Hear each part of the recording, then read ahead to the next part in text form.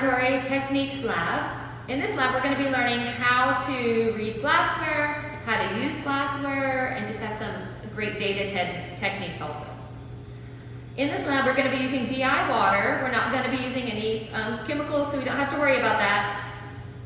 For the purposes of making it easy to see on the video, I'm going to put a drop of green food coloring in, but in the lab itself, you would not be using green food coloring, you would just be using the water.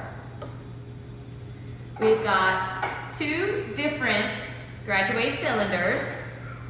This graduate cylinder is what I'm going to be using when I work with the pipette. And this graduate cylinder is what I'm going to be using when I work with the burette. So we've got a pipette here. This is a bowl we're going to be using to draw liquid out of our pipette. It's upside down, so we'll be flipping it around when we use it. This funnel is what we're going to be using to get liquid into the burette without spilling it all over the place. This is a really small space to get liquid into the burette. This is on here just because it helps us read the numbers on the burette. And we're going to be taking a picture of things so that you can see really well. And this is just a ring stand with a burette clamp on it just to help us keep everything nice and steady so we don't break anything. The first thing I'm going to do is put water in the beaker.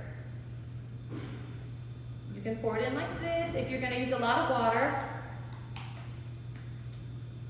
You want to be specific. This is a great way to get water into things like graduated cylinders. If the amount doesn't matter, just putting a drop of food coloring in, again, to help with the video.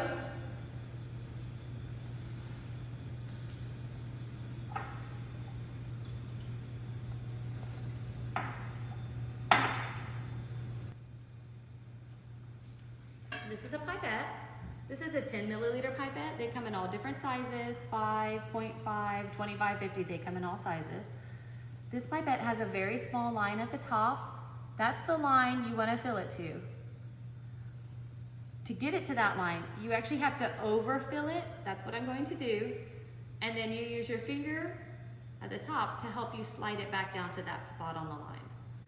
Something else that you can look at on pipettes is all pipettes have a little plus or minus marking on them. This one, it's right here, and it says plus or minus 0.02. So every reading that you write down with this pipette, when you've drawn it to the line, will be 10.00. That 0.2 means that the uncertainty is within 2 100ths, which means that it could be anywhere from 10.02 down to 9.98. That's very, very good in the precision for what you're working with in the lab. So you're going to be writing down 10.00 for all of your readings because, of course, you're always going to be hitting the line. Let's get started.